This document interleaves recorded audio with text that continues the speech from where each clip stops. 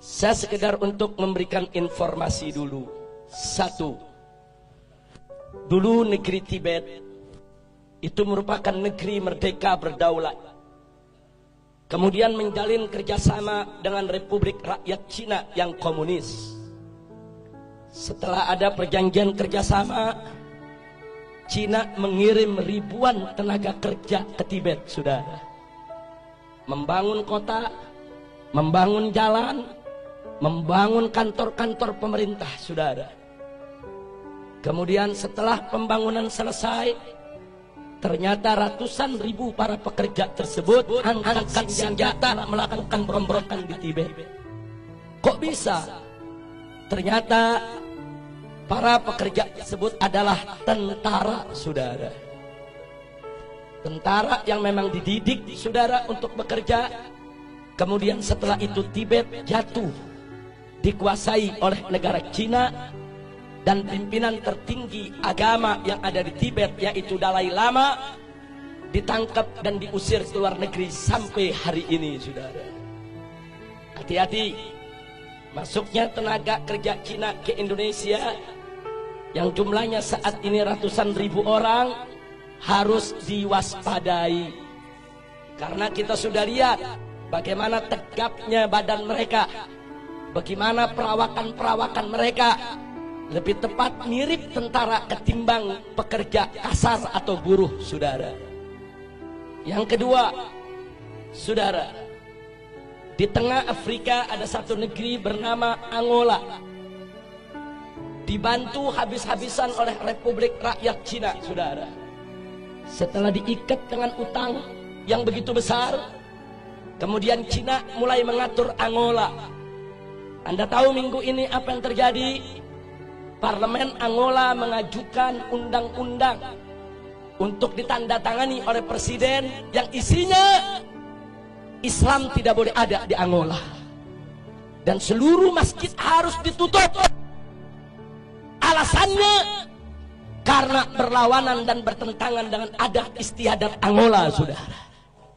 Ya, hari ini Islam dilarang di Angola, saudara.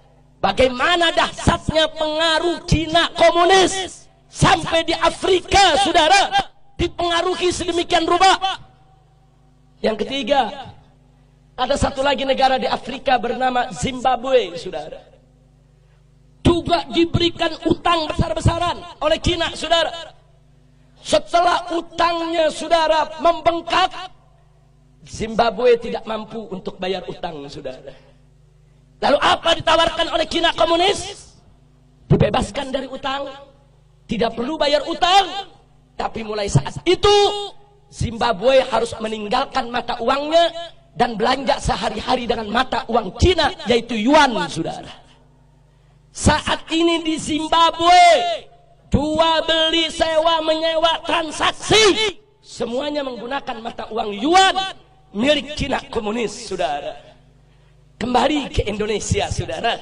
Saat ini kita dapat pinjaman utang ribuan triliun dari Cina, saudara. Saat ini kita berutang kepada negeri Cina ribuan triliun, yang 7 turunan kita ke depan belum tentu kita bisa bayar, saudara. Hati-hati dengan ribuan triliun kita hutang ke Cina. Saat ini Cina komunis mulai mengobok-obok kita punya negeri, saudara. Mari kita lihat satu, saudara, bagaimana mereka masukkan tenaga kerja. Ratusan ribu orang masuk ke Indonesia saat ini. Dan minggu yang lalu, saudara, Presiden Jokowi sudah menyatakan, mengingatkan kepada para pengusaha untuk tidak lagi bertransaksi dengan dolar ataupun rupiah, tapi bertransaksi dengan yuan, mata uang Cina, saudara.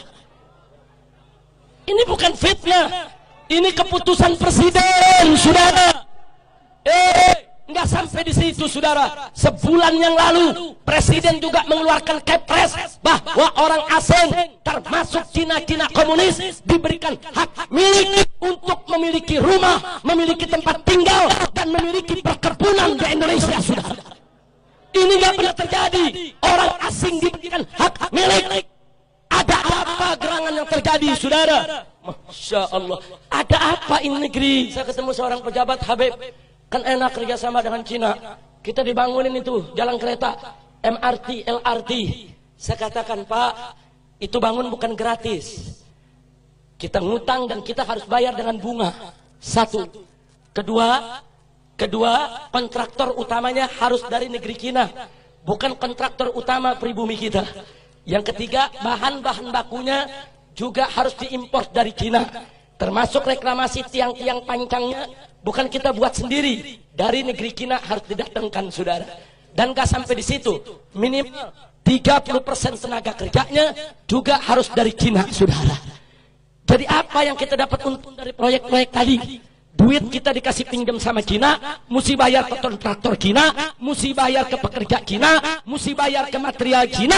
Semua duit balik lagi kepada mereka, saudara. Jangan mau dibohongin, jangan mau dibodohi, jangan mau dikadalin. Ini negara harus kita selamatkan. Gak boleh saja oleh asing dan asing. Betul.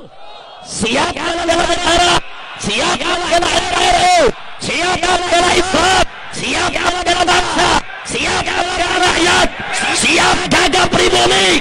Takbir, takbir, takbir. Sallu ala Nabi.